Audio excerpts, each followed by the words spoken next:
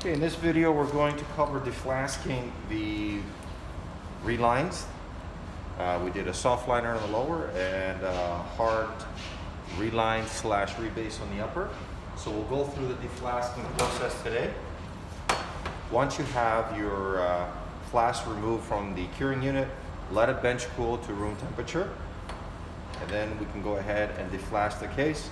Simply done, just put your Allen key on top of your compress and just tap it counterclockwise with a hammer. Keep your hands away from the hammer, obviously, and just give it a firm tap to loosen it, to get out of your compress. And as you can see here, this is the soft material for the soft reline. It's pretty resilient. I'll start with the upper.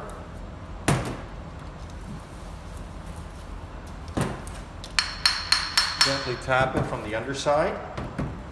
That should come out easily if you lubricated your flasks with Vaseline, obviously. Pry out the lid.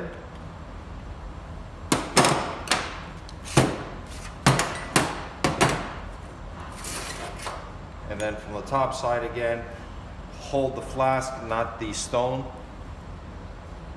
And we'll give it a gentle tap again.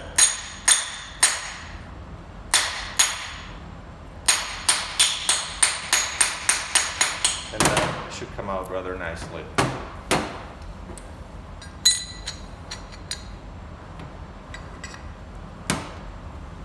Put everything back and clean it for the next case. And as you can see here, we have just a small amount of flash, which is a good indication that our flasks came back together.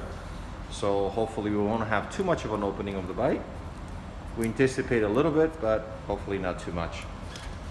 And I like to use the hammer or the Allen key from the compress.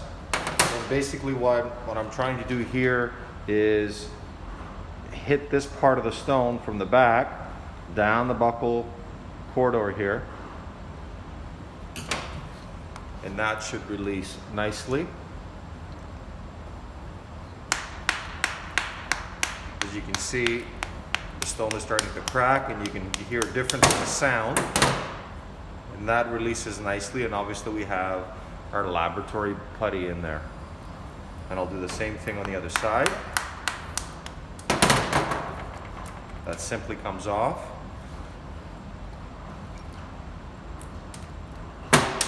And this peels off rather easily.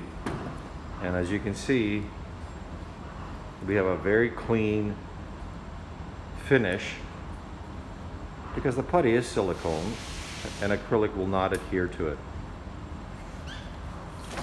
I'll remove the bottom half here. Same thing again.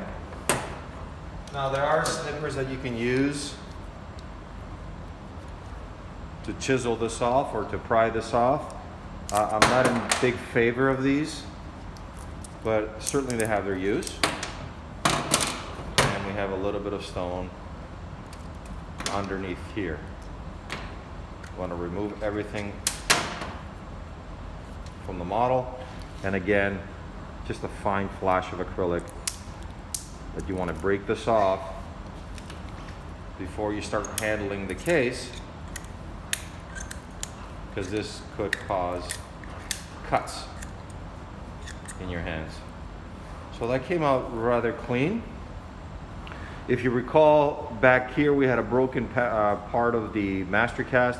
It all got filled in with acrylic, which we can simply trim off, so this is not a big issue. So we'll leave this one on the side.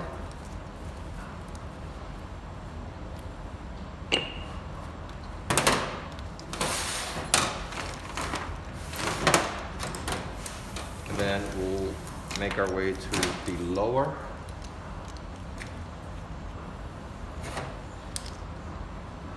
Pry off the lid. And this one might be a little harder to take out because of the soft liner.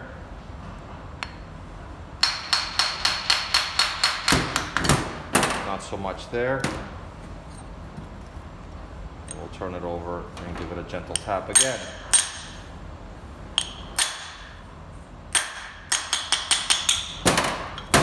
Rather nicely. So again, we have a thin film of the soft liner here. Looks pretty good, but we'll see once we get it on the articulator if anything is any different.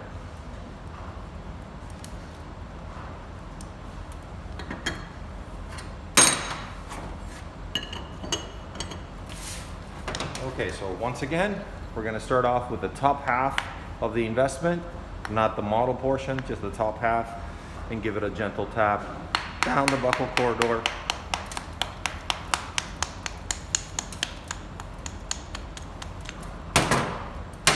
That came apart rather nicely. In fact, now the case is, because of the soft liner, came off the model, which is okay.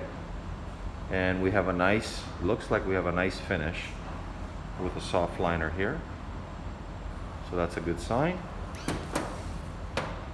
And I can see a crack in my model right here, which is okay. We just make sure we have to reposition it back on our mounting properly.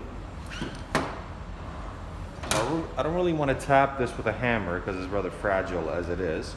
So I'm just going to use my snippers here.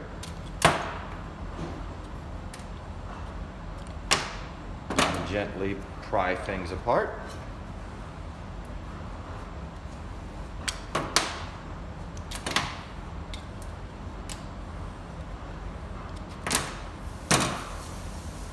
Clean off any debris of the investment, and that looks pretty good.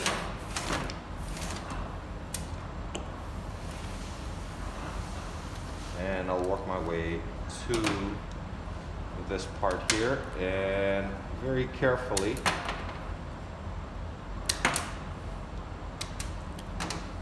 pry things out.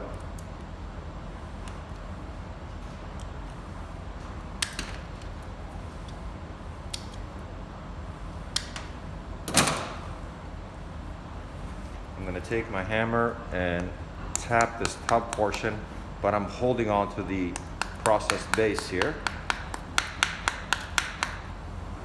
Careful not to knock or hit the teeth.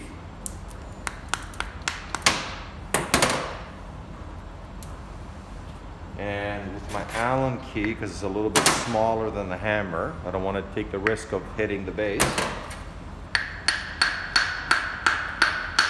Tap the middle while I'm holding on to the denture base. And that came off pretty easily. Pry off the laboratory putty.